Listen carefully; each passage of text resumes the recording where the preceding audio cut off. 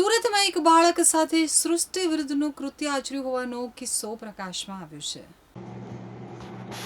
સુરત શહેરમાં ગુનાખોરીના બનાવો સતત વધી રહ્યા છે, ત્યારે માતા પિતા માટે લાલ બત્તી સમાન કિસ્સો ડિંડોલી વિસ્તારમાંથી સામે આવ્યો છે. ફૂટપાથ ઉપર રહેતો એક શખ્સ બે બાળકોને આંતરી અને રેલવે ટ્રેક નજીક લઈ ગયો હતો, જેમાં એક બાળક સાથે સૃષ્ટિ વિરુદ્ધનું કૃત્ય આચર્યું હતું.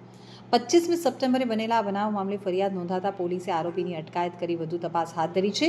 તો સુરતના ડિંડોલી વિસ્તારમાં રહેતા આ 7 અને 8 વર્ષના બે સગા ભાઈઓ ગત તારીખ 25 સપ્ટેમ્બરના રોજ બપોરના સમયે વડાપાઉં ખાવા માટે ઘરેથી નીકળ્યા હતા. વડાપાઉં ખાઈને પરત ફરતી વખતે ડિંડોલી બ્રિજ નજીક એક અજાણ્યો ઈસમ તેમને મળ્યો અને આરોપીએ બંને બાળકોને ચોકલેટ અને વડાપાઉંની લાલચ આપી પટાવ્યા, ફોસલાવ્યા અને ડિંડોલી ખાતેના રેલવે ટ્રેક પાસે એકાંતમાં લઈ ગયો હતો, જ્યાં તેણે આ બે ભાઈઓ પૈકી મોટા ભાઈ સાથે અમાનવીય કૃત્ય આચર્યું હતું.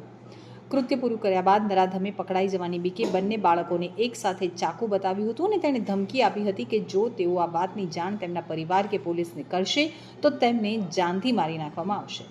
ત્યારબાદ આરોપી સ્થળ ઉપરથી ભાગી છૂટ્યો હતો. ડરી ગયેલા બંને બાળકોએ ઘરે જઈ અને હિંમત કરી અને પરિવારજનોને સમગ્ર ઘટનાની જાણ કરી હતી. તો આઘાત પામેલા પરિવારે તાત્કાલિક ડિંડોલી પોલીસ સ્ટેશનમાં ફરિયાદ નોંધાવી હતી. બનાવની ગંભીરતા જોતા ડિંડોલી પોલીસે તાત્કાલિક કાર્યવાહી હાથ ધરી અને પોક્સો કાયદાની કલમો હેઠળ ગુનો નોંધ્યો હતો. પોલીસે તપાસમાં સામે આવ્યું છે કે કૃત્ય આચરનારો આરોપી ફૂટપાથ ઉપર રહે છે અને બેકાર છે. પોલીસે ગણતરીના કલાકોમાં હવસખોર આરોપીની અટકાયત કરી લીધી છે અને કાયદેસરની વધુ કાર્યવાહી હાથ ધરી છે.